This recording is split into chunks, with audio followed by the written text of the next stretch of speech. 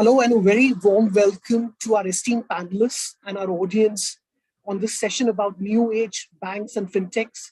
Are they a threat or an opportunity to banks and NBFCs? My name is Praveen Khanna, and on behalf of ScoreMe and Resurgent India, it is my privilege to be your host today. We are joined today by an esteemed panel of members from the digital banking and financial services industry, and it will be our honor and privilege to learn from their deep domain experience and their views on this contemporary topic. Before I invite the panelists to share their views, just a few highlights on the enormous growth of digital lending in India. Digital banking and fintech is increasingly becoming omnipresent today, right from wealth management, insurance, payments, and all the way to lending. The expected market size is expected to grow from 2 lakh crores to 8 lakh crores by 2026. India today is the third largest number of fintechs globally after China and US, and has the highest adoption rate of fintechs at 87% as compared to a global average of 64%. From the first phase of digitization in financial services via the opening of the Jan Dhan accounts to the second phase via UPI, today we are in the third phase of financial inclusion in India. I was reading a recent NPCI report. There are now 250 million users on UPI today. This is expected to scale up to about 750 million in the next 5 years. The story is equally encouraging on the merchant side as well. 50 million today and expected to grow up to about 100 million. Rural internet is another very, very pleasing story. It's been growing at the rate of 30% CAGR over the last 5 years. The account aggregator model, the new emerging model on the digital lending side, itself is growing at about 28% week on week. So another interesting area is the emergence of BNPL as well. The existing BNPL market in India is worth about 3.5 billion and is expected to grow 15x to about 50 billion by 2026. I think in India, we are also observing what's known as the phygital model. So while banks will be acquiring customers physically and they may be serving them digitally, the reverse is also true. I think the emergence of metaverse in this area could be another interesting enabler for digitization with banking and encouraging a personal touch from a banking standpoint. So some of the themes that we want to cover today is, are fintechs and digital banks posing threats or are they partners to traditional banks? The role of KYC checks, AI, ML in designing credit rule engines. What are the guidelines for digital banking and use of AI? What can we learn from best practices globally? Success in digitization from customer experience perspective, and emergence of blockchain, metaverse, and potential use cases. We have a very diverse panel today of senior members from the industry. So really looking forward to hearing their views today. First up, I'd like to invite Mr. Sivkumar Nandipati. He's the Chief Digital Officer of FedBank Fatima. He is enriched with over 12 years of experience and currently heads the entire digital unit of FedBank Financial Services. He has awards such as the Emerging Leader of the Year in August 2021, Chief Digital Officer of the Year featured in Economic Times in October 2021, Best Digital Strategy Leader of the Year in NBFC and Fintech Excellence Awards in March 2022. Prior to this, he used to head the digital assets team at Sher Khan and in terms of business and product development. Over to you, Siva. Thank you, Praveen. Firstly, I appreciate Resurgent India for providing this opportunity to share the views and discuss with eminent people here.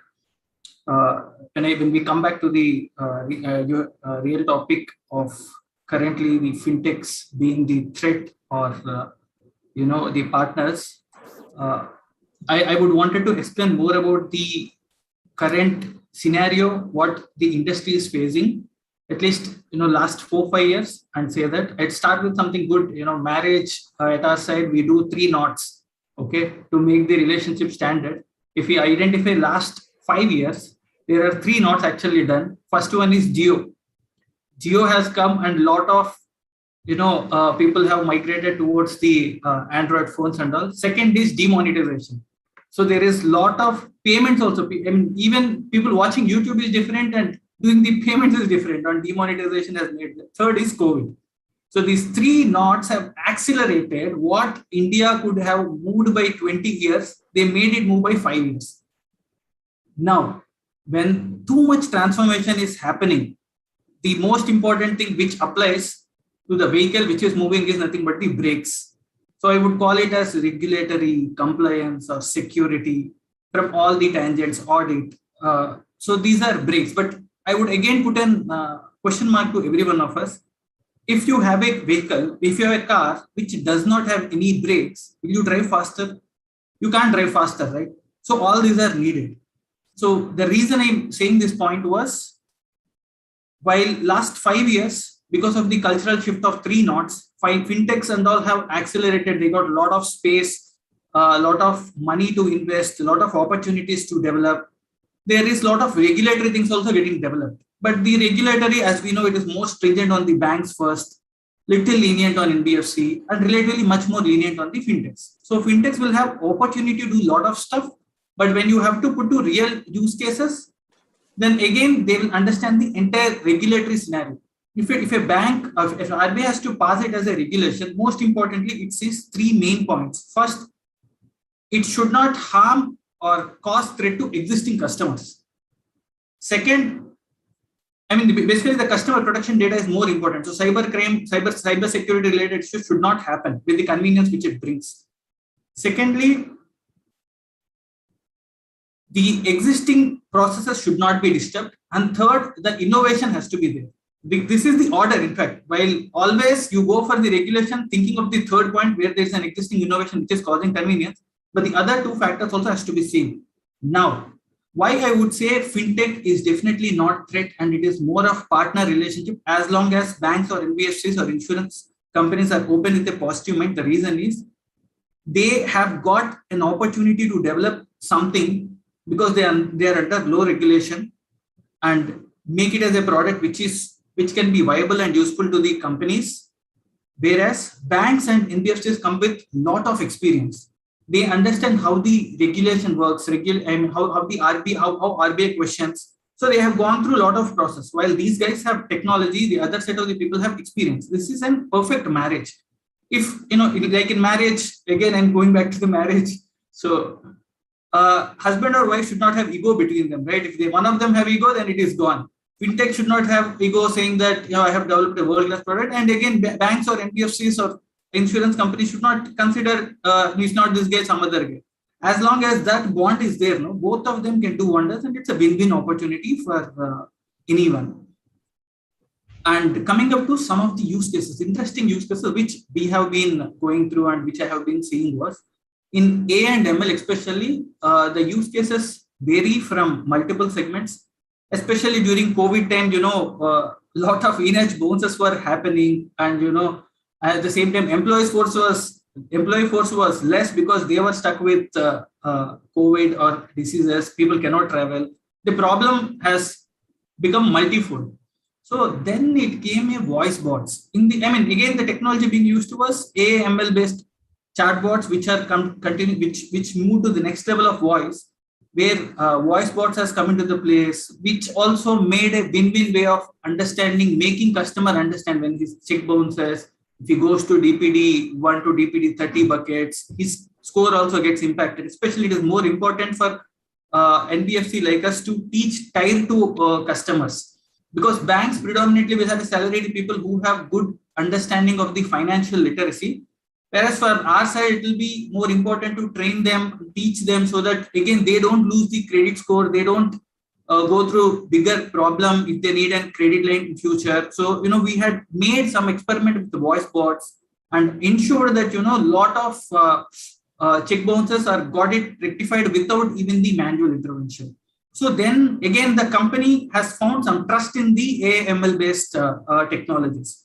Now we were taking it up to the next step of doing it for the 2 use cases we are considering at this point of time. One for the credit rule engine basis, where there is an stimulative rule engine, analytical rule engine at this point of time being set up, but machine learning based rule engine is what we are looking at.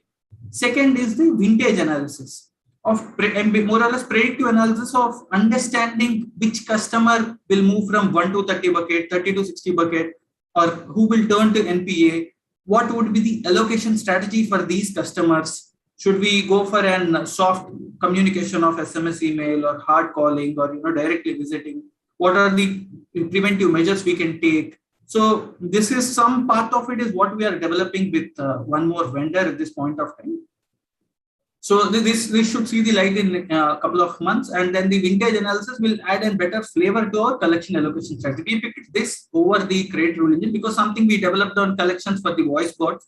So somewhere in the same peripheral is what we have picked up doing this. And one thing when I said the voice bot and all we have done, the customer expectation also these days have thanks to these last 5 years, customers are not going to be happy if you are going to stay as is. If you are providing the same services what you are doing 5 years back and you are doing the same, no. When they are expecting the gold coins and gold chains can come to home, they are expecting gold loan also can come to home, right? That's how the doorstep gold loan is what emerged, and at FedFina we are also doing the doorstep gold loan. And most importantly, when you wanted to start any project or any new shift, we all know that VUCA index, right? Volatility, uncertainty, complexity, ambiguity. There is a lot of confusion. The management also has to believe on it and keep money for that and trust on all these things. So that's where is a relatively bigger challenge, which we find. But yeah, with shorter, smaller experiments, when you prove something back, management also, or everyone, it is not just management, even the other stakeholders, because it's necessary that risk and operations and business also has to work hand in hand with us.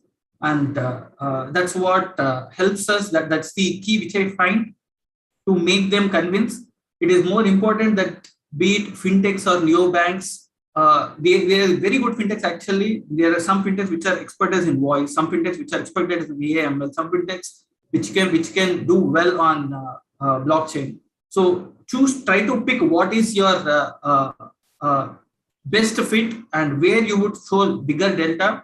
And if you can partner with them, you can do wonders. That's what I would conclude my argument with. Thank you so much, Siva. I really love the analogy of the marriage bit. I think the message that I take away is there is always a silver lining in adversity as well. So with COVID coming in, with the telecom revolution happening, more and more digitization has definitely happened in India. And I also love the analogy about the comparison of a regulator to car brakes. You obviously can't drive a car without car brakes, and therefore regulator is actually a partner in the fintech story rather than an adversarial. I think the third big takeaway for me was banks bringing in their experience and fintechs bringing in their technology expertise. That's a win-win partnership. I think the fourth big takeaway from my standpoint was small steps are good. I think trust building takes time through fintechs. So focus on the core competence area, take baby steps, and build that partnership along with the banks. Thank you. Thank you so much for sharing those views. And I'm sure we'll come back to you later as well. So I'd like to invite next Mr. Shomit Goel. He's the head of commercial finance home credit Philippines. Shomit has about 12 years of experience, 8 years with GE across multiple finance verticals. Over the last 4 years, he's been engaged in financial services space, heading the commercial finance FP&A controllership agenda for home credit. Shomit, over to you. First of all, big thanks, Praveen, for inviting me to share my views on this forum. As you just mentioned, right, I have a pretty short span of experience in this, financial services ecosystem. But what I can say proudly now, after working 2 years in Philippines, is that the financial ecosystem in India is far, far ahead of what I see in other emerging and even in advanced economies. We are, at least when I compare it to Philippines, we are at least 20 years ahead, right? As Shivakumar mentioned, right, the Jam Trinity, the India stack. Now we are talking about account aggregators, OCAN, PCR, ONDC. I think it's like humongous, right? I mean, it's unparalleled, right? Something which we all as Indians, especially in the financial services space, really need to be proud of, right? And I can vouch for it after working 2 years here in Philippines. So we are way ahead. So on that note, let me double click on the topic, right? Whether we should see fintechs and neobanks as enablers or disruptors. Praveen, right, amidst all the hysteria and noise, right, which comes around fintechs and this new age, neobanks, so and so forth, right, it's very important that we put things in perspective by really scratching our own itch as a customer. What are we really expecting out as a customer when we get into any financial services transaction, right? And when I looked at as a customer, there are three things which really stand out. I am looking for convenience as a customer, right? What it really means to me, I am looking for instant gratification. Now we are living in a world of Amazons, Netflix, YouTubes, right? Where we are so used to recommendations, right? So a similar experience is what we are expecting when we do any financial services transaction, right? So in all, convenience for me as a customer boils down to superior customer experience, which is hyper personalized, and that's how I kind of evaluate convenience for me. The other piece of I'll say the equation is safety, trust, right? Again, that's what Shivakumar mentioned, right?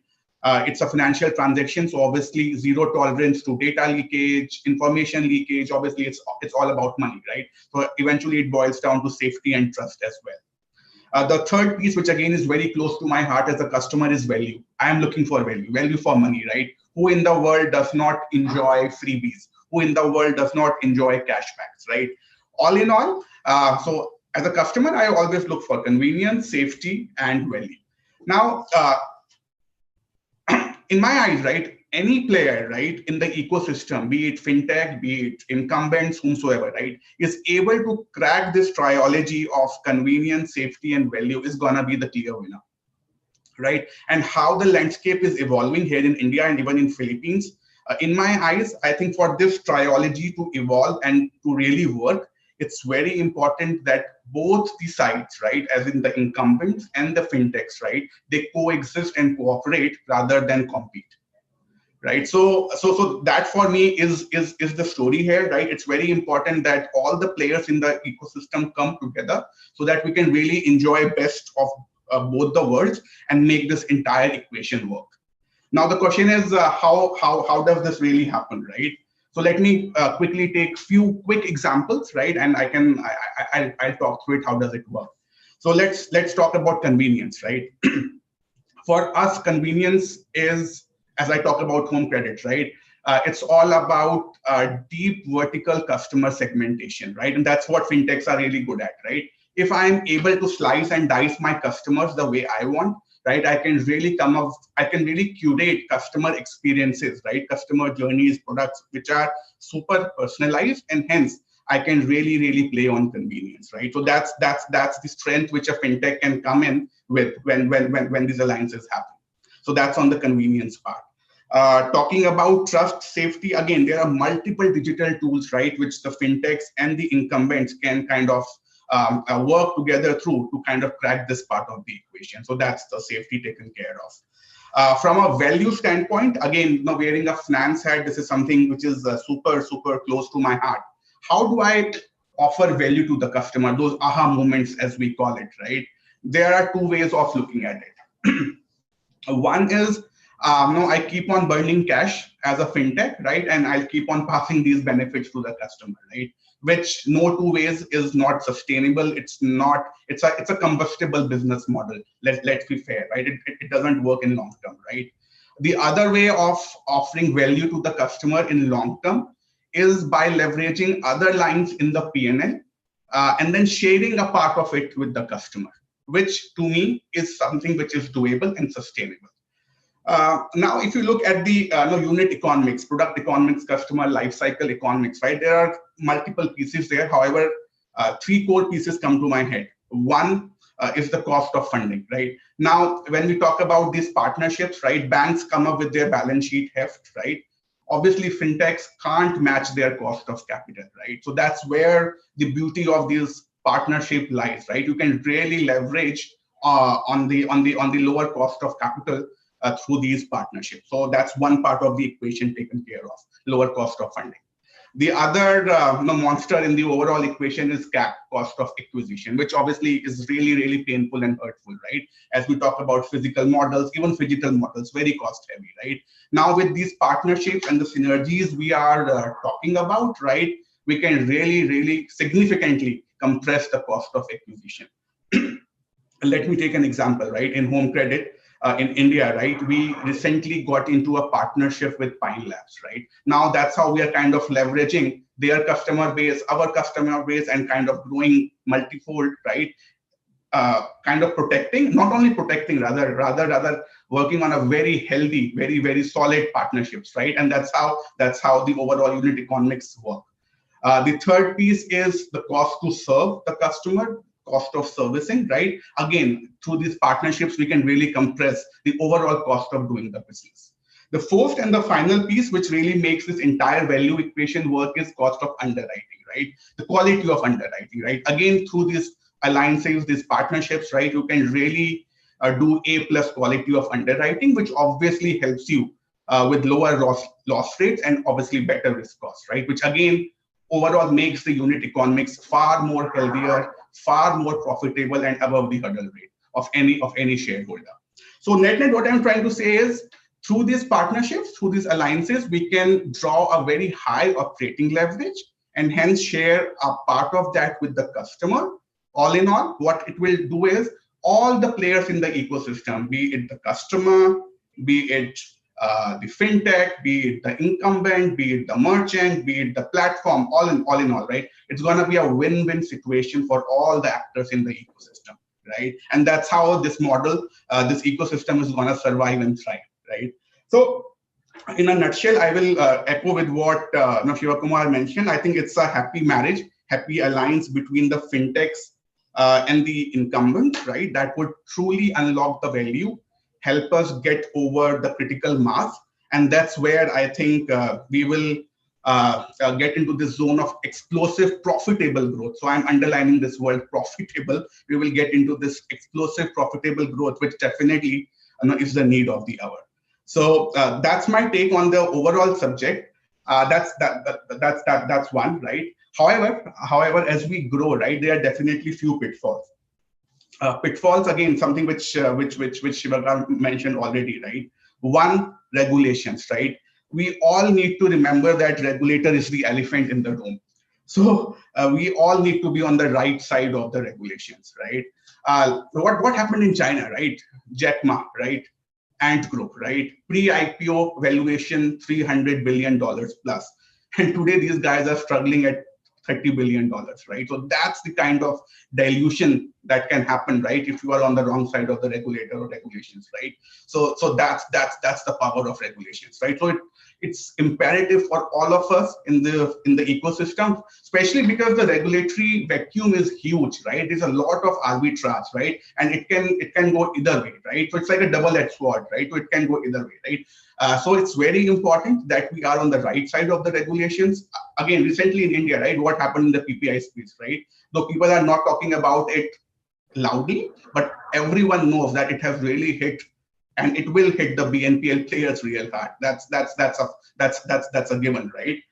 So regulations, that's one, right? Second, again, it's all around cyber security, data security, right? The overall enterprise level risk management.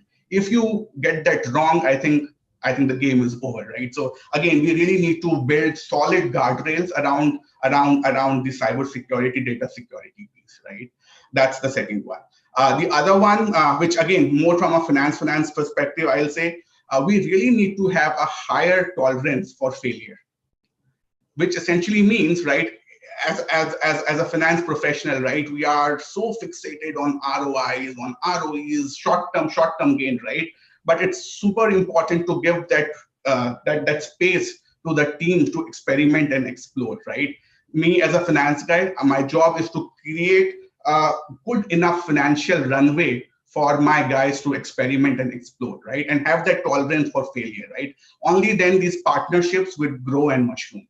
So as we grow, I think these are the key I won't say pitfalls, rather blind spots, which we really need to be cognizant of. So keep regulator on your side, very important. Keep them abreast with whatever you are doing, right? Though they keep on saying that they don't want to stifle innovation, but it's true that for them, the interest of the consumer and ensuring that the sanity of the ecosystem is maintained is paramount. So it's very important, keep the regulator on your side. let the guys experiment, explore, have a higher tolerance for failure. That's super important, right? At all the levels, right? And obviously third, cyber security, that's a no-brainer, right? So these are the key things which we should kind of keep an eye on as we take this journey ahead. So yeah, these are my views on the topic. Thank you. Thank you so much for sharing your views, Shobit. Really, really appreciate that.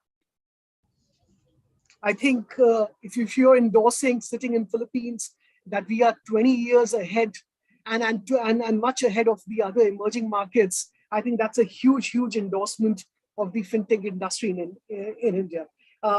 So echo your views on convenience, on safety, and of course, the value creation for the customers. I think that's not just true for digital businesses. I think that's true for any business today in India. And I think the other very, very important element that you've highlighted is the data security element. That is of absolute essence. You know, I can talk from personal experience. I have elderly parents, and they are still reticent to use, digital banking because of the data security threats that they keep reading about. So I think very, very important elements that you touched upon, and I really, really appreciate your sharing your views today. And of course, we'll come back to you, for closing comments as well. I'd like to now invite next Mr. Pallav Sharma. Mr. Pallav is the CFO at Checkbook. He has more than a decade of experience in core finance and strategy. He possesses a strong understanding of business models and industry and uses this knowledge in an independent perspective to constructively challenge the commercial and operations teams, ensuring that business decisions are grounded on solid financial criteria. Pallav, over to you. Thank you, Praveen. I agree. So India is moving ahead. And yes, I agree to Shomit when he mentioned that we are far ahead from the not only developing, developed countries as well in terms of the payments. And, and if I compare to US, who is classified as the most developed country in the world, payments in US doesn't happen as quick as it happens in India, I have handled US companies, and I can bet you the payments, even the NEFT and RTGS is free of cost in India, right?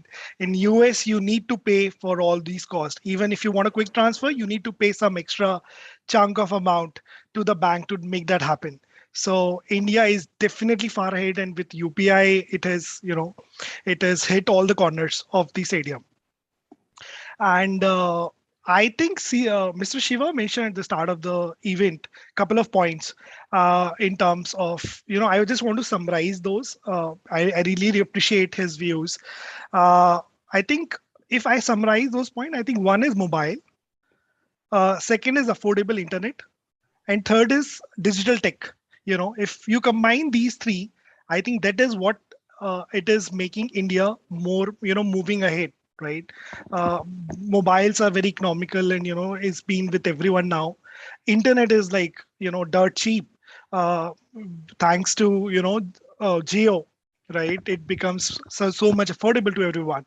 And of course, India is anyway tech ahead. There is no doubt about it. If I talk about post-COVID era, India recovered very quickly, and I believe that digital transactions plays a very important role.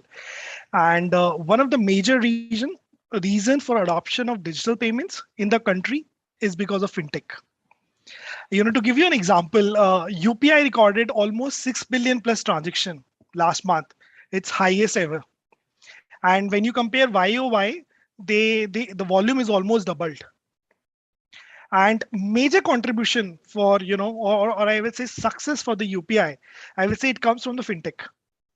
All the apps made sure that they did the right investments to make these products a lifestyle. And that's been, major reason of why UPI has become so easier. While it's in itself is a great product, but the ones who took that product on their shoulder and moved out and and brought it among the users is the fintech organizations. And recent, even the RBI's decision to allow linking of RuPay credit cards to UPI is expected to provide a huge boost to the volume as well as the value of transactions in the next coming months. So I believe that yes, the market is huge. The opportunities are wide. And when you talk about RBI making, those regulation changes and all, I think very rightly Shomit mentioned it. You always should be on the right side of the regulator. No one wants to touch the devil. So, but there's a lot of good news, I will say. There are reports, for example, there are reports from Niti Aayog, which got published on digital banking, and they also mentioned the important role of fintech in the economy, and it really gives a lot of confidence to us who are really working, for the upliftment of a particular society in India. So it really helps us and gives a lot of confidence to us. I will say that most of the facilities, I think banks and NBFCs. She was talking about marriage. More, I will say that yes, that's true. I think both needs to go hand in hand, and they plays an important role. If someone asks me why fintech in the first place, there are already banks there. Why you need a fintech at all? I think that strong tech capability, is the reason that why fintechs are there. They are flexible, they are agile, and these methodology has given a way for ease of transactions, simplified user interface. They have reduced a tad of lot of processes, and the last and the most important, financial literacy. I give you very, very one real examples of, very small but very relevant examples in the bill payments that what we have done in checkbook is, in everyone, life, all of you and everyone, you need to make bill payments, right? And you open your app and you start making bills. Each of the bills, you select each of the bill and start making the payment, and you pay them individually. Uh, there are small changes. For example, we thought that why not to pay them all at one go? Let's make the process easier, and we gave an opportunity to the customer to pay all the bills at one go. Voila, something simple but makes customer life easier. That's you can just select all the bill payments that you regularly pay, just click all of them and make the payment at one go. That's it. Small and big innovation plays a really big role in making the customer's life simpler. And and one more important point I wanted to mention is regarding the metaverse. So there's a lot of talk about metaverse anyway. I think it's beating in Twitter, it's beating fintech in terms of the hashtag metaverse, right? So I believe, just to simplify, how I understand, and I read it somewhere that metaverse is like Cosmo, a three-dimensional virtual cosmos that mix augmented and virtual reality with social media technologies, to create a very simulated digital environment, at its most basic level. So I think, a lot of changes. So while we talk about fintech and, financial inclusion and, the role that it helps each of them to make the payments easier and all, I think, we will see this in metaverse as well, and metaverse is expected to become a important digital platform, for personal as well as business interactions. In fact, financial data management and transactions that matches real life scenarios will contribute to the meta universe, making the meta universe as critical as real life situation. And trust me, it's sooner than what we think.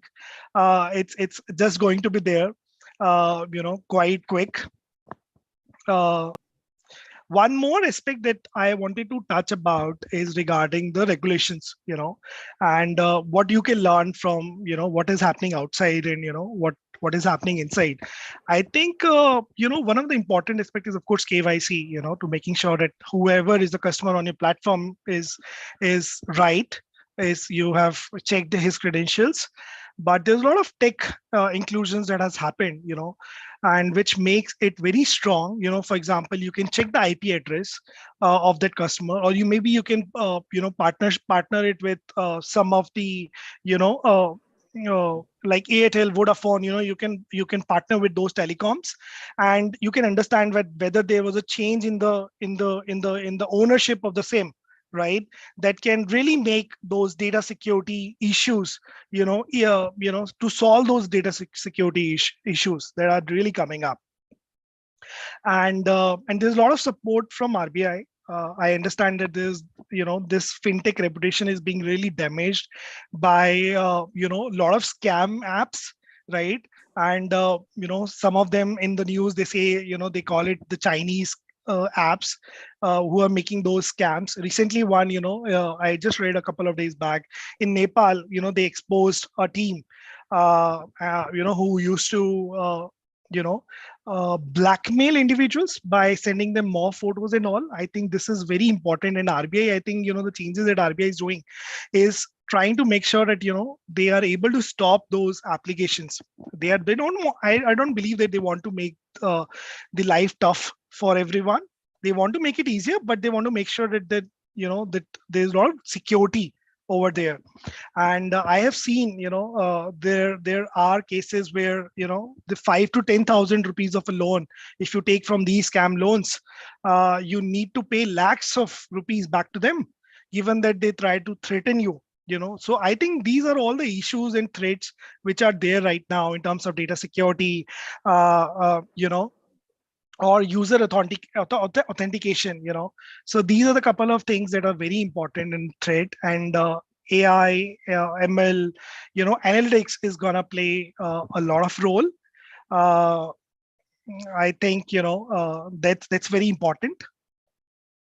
One thing I just want to mention, because Shomit mentioned about CAC, cost of acquisition, and of your customer. I think it depends upon your model, your business model, and are you revenue ready? We have seen a lot of examples, a lot of companies in the past couple of years, where they have been working on two modules, right?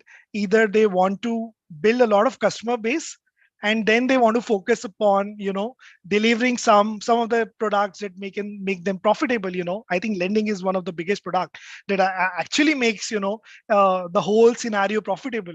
Current accounts is not a profitable, we all know, and or many of the other products like bill payments, right? It's a lending who's going to play the role. So are you revenue ready? Do you have the right products to scale yourself? I think these are the very important questions that one should actually, ask. And I think if you have those product ready, your CAC and your, your per unit economics is gonna be good, and you don't need to worry about, what's out there in the future. So I think that's something very important. I think at the end, I would like to say that, we are at the 75 years of independent India. And I can truly say that we are living the digital India. Yeah. Thank you. Perfect. Thank you so much, Pallav. I think some of the themes that I captured from my perspective was the importance of fraud risk that you rightly highlighted, the flexibility, the agility, the better UI, importance of turnaround time, and the significance of financial literacy. And another important element that you touched upon was small incremental changes is more powerful than a big bang change. So really appreciate your thoughts on FinTech, Pallav. Thank you so much. Next up, I'd like to invite Mr. Milind Ganatra, founder, CEO of 𝑵𝒆𝒐𝒃𝒂𝒏𝒌𔥐. This is a service-centric B2B FinTech founded in March 2021. Mr. Ganatra is a serial entrepreneur and former CEO of Miles Software. He's a seasoned entrepreneur with over 25 years of experience in the FinTech space. The brainchild of Mr. Milind Ganatra, 𝒉𝒏𝒂𝒏𝒏𝒏𝒏, is a one-stop solution for investors seeking a transparent, trustworthy, and effective transactions. In addition to running 𝒉𝒏𝒂𝒏𝒏𝒏, Mr. Milind has an impressive reputation as an angel investor with significant investment made in companies like Halapay Technologies, a subsidiary of Nazara, and a publicly traded company, FinancePeer. Mr. Milind, please go ahead. Yeah, thanks, Praveen. Hi, welcome, guys. Thanks for giving an opportunity to talk to you guys. This is a wonderful afternoon uh, and it's a very interesting topic about the banks and the neobanks. I have slightly convergent views than some of my colleagues who just spoke right now. I don't think it's a marriage between the banks and the neobanks. It's, I would not say an illicit relationship, but I would say it's a relation between a boyfriend and a girlfriend. Yeah. Uh, so obviously a neobank has multiple girlfriends, the same way the banks have multiple girlfriends. Okay, so that's how I would really put my few thoughts on that. Yeah. uh, Obviously, I think there are a few things which I would urge the regulator to kind of make the ground rules very clear for fintechs or neobanks or so on, because I think a lot of investment, a lot of hard work which is being done by these young fintechs, they've done a fabulous job. Can be really be put down under just because there is a change of regulation. I would suggest is, let's have a deep thought of what the neobank can do and cannot do, because to me a neobank is a new age DSA. We all know the term DSA, and they're primarily distributing multiple financial products. Obviously, they do that job much better, far more efficient, and possibly it is helping the banking to get penetrated across the country, which is what is needed. Which the government should think that neobanks are likely to bring in more revenues for them, because if you're going to increase your bankability, what you're really allowing is more of the cash economy or a parallel economy to go down. And we've seen some of the impacts of UPI. The obviously we're talking about the number of transactions around UPI, but that is a direct positive impact on GST collections. This is how I think the government is viewing this, and which is what they should really view neobanks as. What's really core difference between a bank and a neobank? Obviously, a neobank is able to offer what we call a better UI, but I think the difference with any successful neobank is nothing but a journey, because banks are giving us a routine journey, okay, which is extremely boring, which is general for everybody. That means if I have a banking platform, it is whether you are an HNI or somebody who's got working in any rural location. Uh, uh, I think it's they got to make this the journey is extremely boring, and which is where there's a great opportunity for neobanks to really capture this. So I think neobanks have an edge over a bank, but obviously neobanks have to ride on banks. That's a real situation. So the neobanks are actually really, if you really look at the archetypes of any any journeys, they would typically follow a joyride journey or a track journey, which is what it makes it extremely interesting. I'm sure some of us really experience of having an app like Cred. Why would I make a credit card payment on using a Cred app? It's not just for 2, 3, 5, 10 rupees of cashback. If I'm paying a 2 lakh rupee, let's say I pay all my credit card bills through Cred, is obviously the journey which is a joyride journey, because end of the end of the payment I make, I get a chance to play a game, which is what really excites, and which is what people really want, because they're bringing an excitement to when you're doing a transaction, which is they're following a path of a joyride kind of a journey. And there are people who would like to kind of give a kind of a tracking journey, which would, let's say, it's for an entrepreneur, making sure your collections on your time, how your billing processes are done, blah blah blah. So neobank can potentially provide a holistic solution to a specific segment of customer, okay, which is what really makes neobanks far more superior than a bank. So I think both have to coexist as a boyfriend and a girlfriend, not as a marriage. That's my viewpoint. Uh, Obviously, do bank have a leading technology? Yes, banks have invested. I've been dealing with all the banks globally. I've dealt with banks in at least 40 plus countries. So banks have been having a huge budgets. But the only challenge is the customer diversity, which the bank has a problem of. which is where they're not able to give a customer segment specific solution, and which is what really is a problem which bank cannot solve, and which is what a neobank really solves.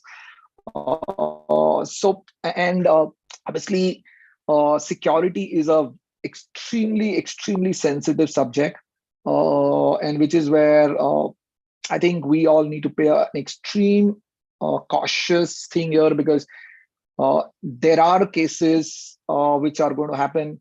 Look at the amount of frauds which are being registered currently with the cyber cell. It's tremendous. Okay, obviously there are quite a few which are of phishing in nature, but there is a tremendous amount of fraud, and I think we need to really have stringent regulations, like global regulations, like in Europe, which is a GDPR, where whenever you're using some customer sensitive information, which you cannot be using that same customer sensitive information for selling or bothering with and pushing him another product through his throat. So I think we need to be in with account aggregator license, which is the most. I'm very excited with it, but it comes with its own sets of issues. Because if I'm going to take a loan, why should I disclose everything to a bank? I was discussing with a US guy last week over a dinner, and actually really came with a very valid thing, saying in US, if I want to take a loan, I just give the amount of documents which are really only required to give to get that portion of loan. Here, if I'm going to use an account aggregator, the lender is going to have so much of information about me, which he is not really should be carrying that. And the risk which we will potentially carry is how that data would be used. So I think we need to really regulate the FIUs or the FIPs specifically, I would say, making sure that we have a extremely robust regulatory engine, extremely robust security, because once a customer loses a faith in any technology, he's never going to come back. I think we need to remember that. Yeah, he looks at convenience, but the moment he knows that, oh, my data is getting compromised, or I could actually face an issue, he'll never come back. He'll go back to traditional stuff of going to the paper and pen and blah, blah, blah. So I think we as a fintech industry are we should be extremely careful, and we're responsible for this. So I think even if the regulator does not come with a complete framework, all the fintechs should have a self-regulatory and control to really make sure that we don't misuse this data and keep the customer confidence extremely intact. And which is where a technology like blockchain can be of immense help. I think which is where the trust would come into play. I think blockchain has immense amount of use cases. It has its own sets of issues on scalability and so on and so forth, which I think I'm sure over a period of time, we will have a solution around that. But blockchain is going to play a very critical role of robust transaction capability. Yeah. Obviously, the neobanking is here to stay. Fintechs are doing a phenomenal job, keeping banks also on the edge. And I really like the bank's approach also today. They're open to partnerships. Okay, they've been kind of very encouraging, because they know that they have the constraint of rolling out journeys. They're pretty large in nature. To move a needle there for them is extremely difficult, and which is where they're seeding these neobanks.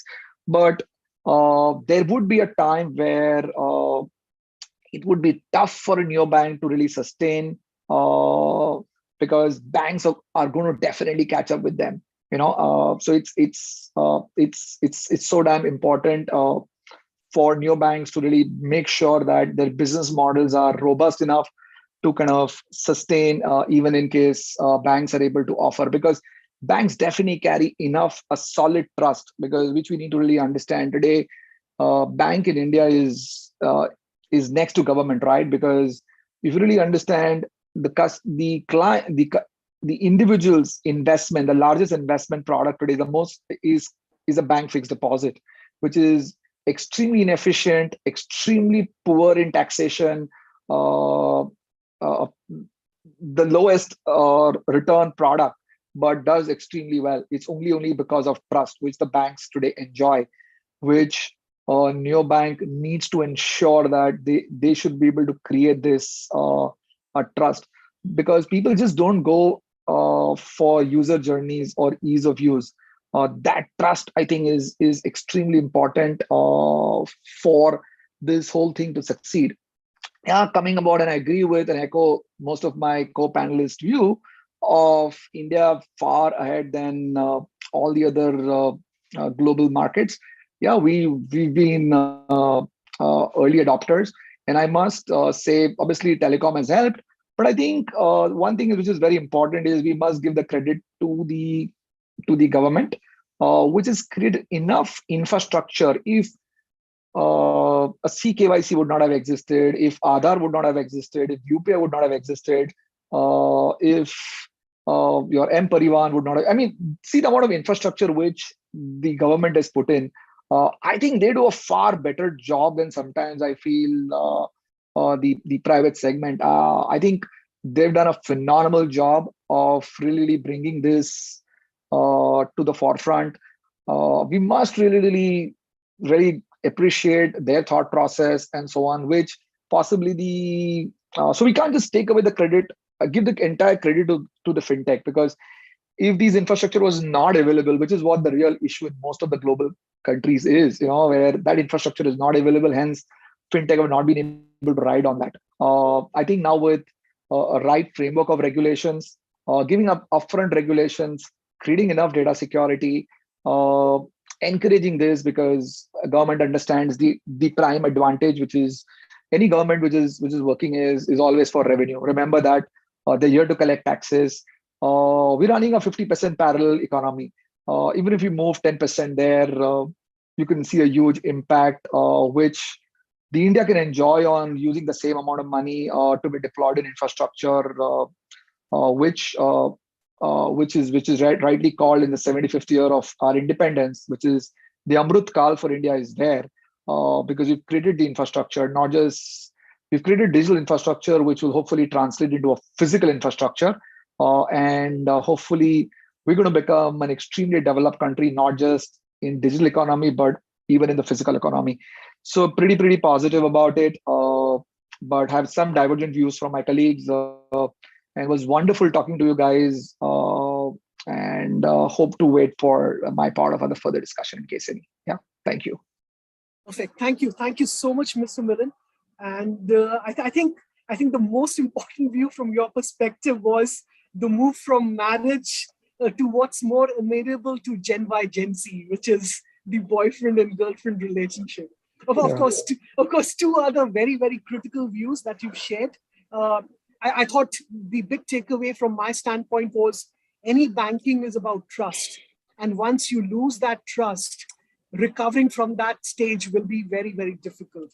And I think the third very significant element that you shared with us, which is the positive role of the government, the enablers through the JAM Trinity, through all the CKYC and all the digital initiatives that they've done. That has what has enabled the fintech industry and neo-banking to prosper today. And frankly, for these forums to have these discussions today. So thank you. Thank you so much for sharing your views, sir. I'd like to now invite Mr. Rajaram Manian. Mr. Rajaram is the CRO at Adani Capital. He has 23 years of experience in sale credit risk management, enterprise risk management, implementation of risk frameworks, fraud risk management, team management in retail assets, and across secured home loans, loans against property, finance for real estate developers, and funding for automotive dealers. Mr. Rajaram, please go ahead, sir. Yeah. Thank you very much, for the opportunity.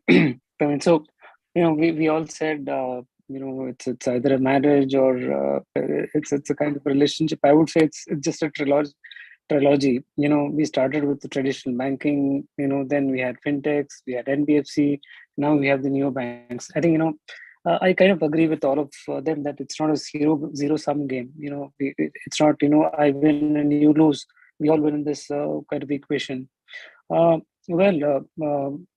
entire new bank, the atmosphere that we have created, of course, there's a lot of bankability that has been created. It gives you a 360-degree view of the banking investment portfolio and a lot of personal finance that is involved. as a customer, I know what my future goals are, how I do my savings. And of course, as Shiva said, it can't work on silo. It has to collaborate with the traditional banking. While I'll talk about more of fintech, because I think for an NBFC, it's become now not a luxury, but like an essential part of the journey of the customer, as well as the entire enterprise wide risk management. Uh, I'm personally very thrilled about the evolution of fintech in the country, and the way it has seen rapid developments in not only from the customer's point of view, but risk managers like me. I mean, I would probably give you a lot of insight on how the risk is managed and how fintechs have actually completely changed the platform of risk management. I mean, maybe about 15, 20 years back, when I started, I knew customers used to, come to a bank or come to an NBFC, sign a physical application, give a voluminous document to the front office, wait for their turn, and of course, wait for days to come, and then suddenly they get either a rejection or an approval. I mean, that was journey. I mean, it could be any product. It could be a corporate banking. It could be retail asset. It could be just applying for a credit card. I mean, today, it's a journey, seamless journey that you have. While it's a seamless journey, I think, like all of us spoke about the opportunity, the challenges. I think we're just scratching the surface. I mean, we just, just a tip of the iceberg, and we're far, from implementing, the complete fury of technology. I think we're still far ahead. I'll just break down the journey into three parts. How the customer onboarding process, what is actually the internal process that happens, while the customer actually orders from a menu. He orders, say, a home loan or a personal loan, and then you have your cooks inside, cooking the food and then giving it to you. I think probably a lot of people would be interested in what is it really cooking inside. So I think the first thing is about really ordering the food. Today you have all your KYC management, you have your eKYC, you have your CKYC. Today there's an app, which customer need not kind of go to a bank. His credentials are integrated. You have a DigiLocker, and of course AI. While we are talking about AI, still there are a lot of other fintechs that kind of use your data. While and of course there is a process by which the customer applies. And what has happened inside? I mean, while process the data, as Shivakumar said, today you have 2 minutes, just real-time processing of data. While we we used to have manual processes to underwrite proposals. It could be starting from a 5,000 loan of a microfinance to 100 crore of corporate banking. I think today all those things are part of fintech, where I like, of course, ScoreMe is a partner for us, and we know how beautiful the system works, and how the financials are analyzed. A lot of us spoke about alternate data. So today, what is happening? I mean, you're actually increasing the number of people I serve. I mean, the underserved or the unserved market. Maybe earlier we never had the opportunity to serve them because we didn't have a digital footprint. Today, you have a alternate data. You have fintechs which purely work on alternate data, and thereby increasing my span of control on the customers. And of course, today the customer also has the ability to borrow at a very convenient rates. While processing farmer loans, where you have geospatial data, it actually gives you the kind of coverage on farm. What is the kind of humidity? What is the kind of yield? How the crops is going to behave. I think these data were not available earlier, and today fintechs are amazing. Technology that you have using AI and ML, land records. in the countries, 80% of the lands are digitized today. I don't need a lawyer to kind of scrutinize my legality of the document. Today there are fintechs who can do that just by giving the address of the land. And as one of the panelists said, we have Vahan, 𝒃𝒂𝒏𝒌�, where my due diligence happens real time. You don't need to go physically to do the due diligence of the document. And of course, we're working on too many BRAs, business rule engines. There's business rule engine for every decision that you want to take. So that is also an instant gratification that you give to the customer. I mean, I'm not saying you kind of increase your funnel. You actually increase the opportunity to give loans to people. And of course, we spoke about cutting the credit cost. It actually acts as a double whammy for me. I mean, I increase the people I serve, as well as I kind of reduce the cost of credit losses. Today you have fintechs to work on fraud management. I mean, that's the big space today we have. And believe me, that's cut a lot of fraud risk, that any bank or any NBFC could have actually faced in the whole lifetime. That's the processing. And of course, it doesn't stop with the processing of your loan. I mean, the crux of the story is after, you actually give the loan. How do you monitor it? Fintechs today have, you have a collection management system. You can track your debt. You have visibility on the customer. You have GPS data with you. What, where your customers are, what the moment is, as Shiva said, in terms of allocation of those through chat boxes, through voice bots. I mean, it is tremendously reduced the cost of collections also. How do you actually reduce the risk of non-payments, right? I mean, one of the things is you can be reactive. Once there is a default, you go talk to a customer and then get it. What is second approach? Be proactive. You have early warning system, through consolidation of data from external internal resources, and that's only through fintechs. I mean, if fintech was not there, I don't think we can build a technology within an NBFC or a bank, because I mean that's not your core competency. I mean, any NBFC, the core competency is raising capital, using the capital to the optimal use, reducing the cost, enhancing the experience of the customer, designing your loan products, ensuring your portfolio mix is proper. I mean, that's what you're built for, right? I mean, that's what you exist for. You don't exist to create technologies. I mean, that's where your fintech is today.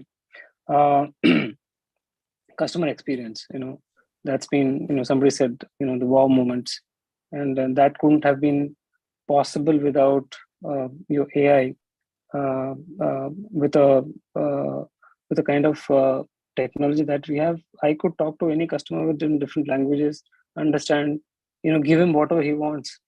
So I think it's a luxury of technology that today you have with the customer. But I think, as I said, we're just kind of scratching the surface. We have a lot of things to do, and believe me, it is about the culture that you build. I mean, digitization is not a process. It's more of a culture, and it actually comes from the mindset of I would say more of the investor plus the management, and it actually it goes top down.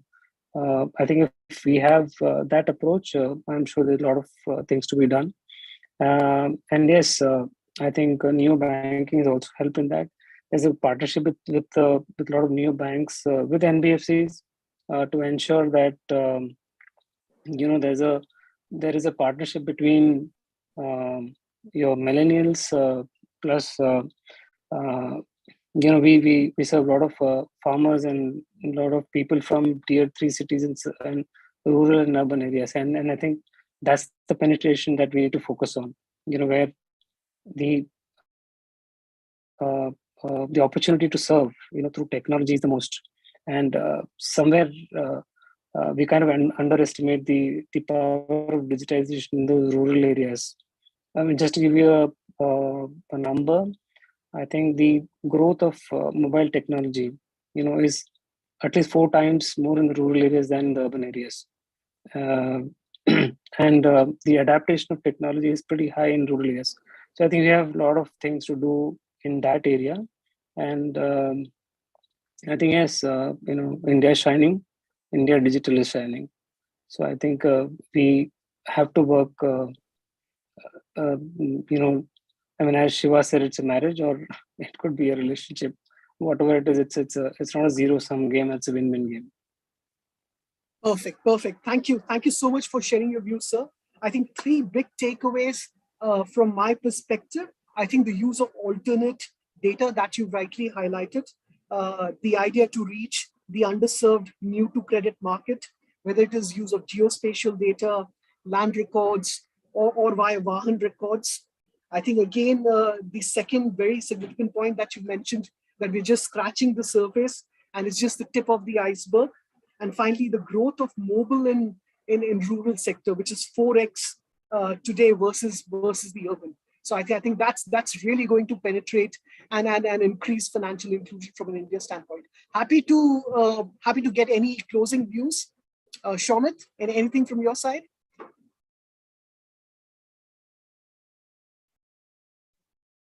Go ahead, Shomit. I hope I'm audible now. Sorry.